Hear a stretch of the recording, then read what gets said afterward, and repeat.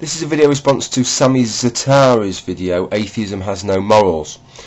Before I launch into this response, I'm not going to respond to the whole video, just to some sections of it, for a specific reason, and I'll explain that in a minute. But the first thing I want to tell you is that in the video, at points, Sami makes the point that, in his view, atheists have no morals, they are immoral people. He cleared this up. I told him I was going to make a response to this video. He cleared this up in a private message already with me. I usually try and keep private messages private, and I hope Sami doesn't mind me reading this part of his message out, but I feel it's important, and I'm not saying this to his detriment. That's why I'm reading this bit out. He said, perhaps at the time I gave the wrong idea and didn't bother clarifying myself because I was somewhat more arrogant and confrontational than I am now. Goes on to say, of course atheists have morals and are good people. So I'm not going to challenge him on that point. What we're looking more at here is the origin of morality, I believe, and where atheists could source their morals from. First, let me say that I'm not going to detail in this video where I believe atheists source their morals from. That's the subject of another video, and it's a video that I'm working on, and hopefully a video that I will release this week. But it's one that I'm putting a little bit more effort in, rather than just me talking at the camera. I'm preparing a few kind of slides for it, because it's something that I want to try and nail down once and for all. So I believe it's worth that extra effort. So I think the first thing we can do here then, now I've told you what I'm not going to do, is to discuss the bits that I am going to discuss in this video. So let's move on to this. No matter how much atheists try to go on about having the right and correct morals, the conclusion will always be this: atheism has no morals. Atheism has no code of life, has no regulations, no code of conduct, no nothing. In atheism, it is anything goes. Okay, well, broadly speaking, Sami has a point on his original line that he's making there, which is atheism has no morals. But to follow that up to say that means that atheism means that anything goes is really quite disingenuous. I mean, there's lots and lots of things I could believe in or not believe in that you could make the same comment about, for example. You know, I mean, having a love of soap operas has no inherent morality. So you could say that having a love of soap operas means that anything goes. But it's a kind of irrelevant point to make, because nobody who likes soap operas tries to make out that their morality is sourced in their love of soap operas. I have a morality, but my morality doesn't stem from my atheism. It doesn't require me not to believe in a God. And if I became a theist, if I started believing in God, most of my morality would remain exactly the same, because the fact remains that an atheist and a theist's morality, in the main, is sourced in exactly the same things. It's grounded in exactly the same things. So really, the argument he's made here is a non-argument. Yes, he's right. Atheism has no morality, but that's a moot point, really. Let's go on with what he has to say. Yet if atheists believe that there is no God, then this makes atheism immoral. The reason being is because God has laid the foundations of what is good and bad, what is morally pure and what is immoral. Hence, a lack of belief in God and a non-existent belief in God, such as atheism, means a total disregard for God's rules and laws, which lead to a pure and moral code of conduct for every human being. Okay, so it's really important to focus here on what Sami is saying. What Sami is saying is that morality comes from God, from his God, from Allah. Okay, it's very important to understand the point that he's making here, that morality comes from God. Now that requires God to exist, of course, for morality to come from God.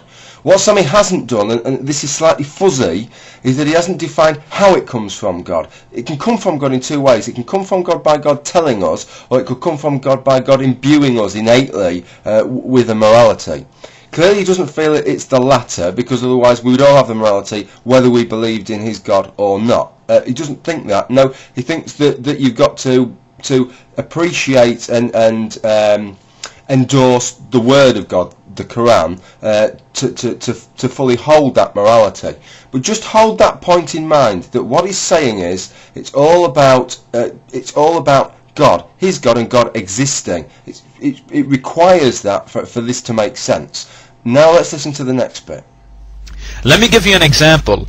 I am a Muslim. I believe in God. My God teaches me what is good and bad, and these rules and laws are laid out in the Noble Quran.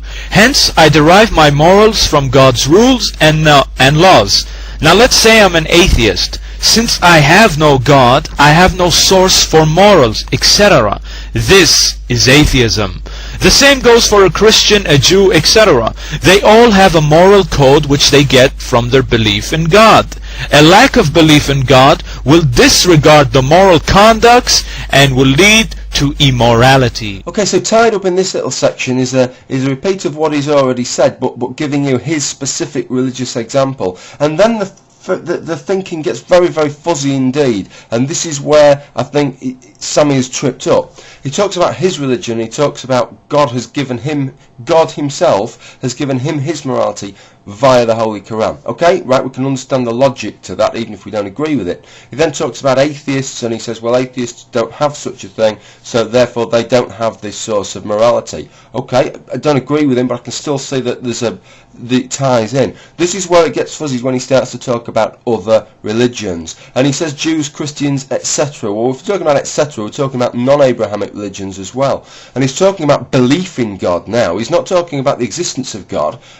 So we're talking about other religions, perhaps like, for example, Hindus, which do not, certainly in no way whatsoever, worship the same. Their gods is not the monotheistic Abrahamic Yahweh. But he's happy for them to have a morality because they have a belief in God. So what is it, Sami? Where do we get our morality from? Is it from God, or is it from a belief in God, whether or not that God exists? I think this is what you need to decide for yourself, and once you've decided it for yourself, then you can tell me. Because as it stands, or certainly as it stood when you made this video, you seem very unclear about whether morality depends on God existing, or whether the key thing is that we believe in some kind of supreme being, whether or not that being exists. And this is a question that I really think I'd like you to clarify here, because it seems to be at the moment it's a real problem with this video. Yet with God, his rules and what he has made moral and right stands forever, which means we have a consistent moral code of life. In God's eyes, killing an innocent man was always wrong. Sleeping with another man's wife was always wrong. Fornicating was always wrong. Sleeping with animals was always wrong. Loose dressing was always wrong. Hence the believers in God have a consistent code of conduct. Sending bears out of woods to kill innocent children purely because they mocked somebody's bald head presumably wasn't always wrong. Sending your soldiers back in to kill people when you've already won the battle, apart from the virginal females which you're going to keep to rape and force into marriages that they don't want, that presumably wasn't always wrong. Or is there something I'm missing here, Sami? If you read the Old Testament, you'll find many things which most Christians, most Muslims and most Jews now abhor, but behaviour which at the time was condoned or sanctioned by your God. So I don't really see any consistency here, and certainly with regard to most people with an Abrahamic faith now, their morality is different to what their predecessors were centuries and centuries ago. Maybe if you go to Saudi Arabia you might not find that's the case, but in most of the world, certainly in the more enlightened sections of the world, theistic believers, Abrahamic theistic believers, actually what they believe is right and wrong now, what they do is they just reinterpret the book. They just reinterpret their holy text, and people do this with the Quran the same as they do it with the Bible. And then every generation there's people like you will say, no, that's because my interpretation is right, and the interpretation that they had, that was wrong. So you can tell me whether having sex such as the Prophet Muhammad did with his wife when she was, what was she, 11 years old, is that right or is that wrong? Now I'm not criticising him, because I say that that's the cultural layer of morality, and that was probably acceptable then, and in that culture that you know, I'm not going to criticise somebody from a different time like that, but are you telling me that that's still right to do that now? I really want you to answer that question.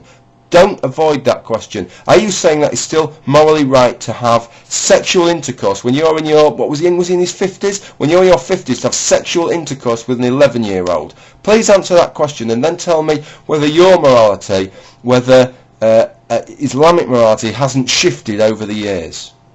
In conclusion, I say this: true morals can only be derived from God, not man-made systems that are ever changing from one day to the next. Well, so we've heard your position now, Sammy, and we've heard my response to your position, and I think I've asked you some questions that it would be quite interesting to get some answers to.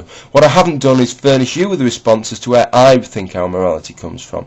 That's something I'm going to do, as I've stated in another video, not directly aimed at you and your video here, but a video I was going to make anyway, but which is very relevant to this video. I hope you look out for that, and I hope other people look out for that, and I hope it's going to be an interesting video, and one that'll cause perhaps some debate. So thank you very much for watching this video. All that leaves me to say now is bye-bye.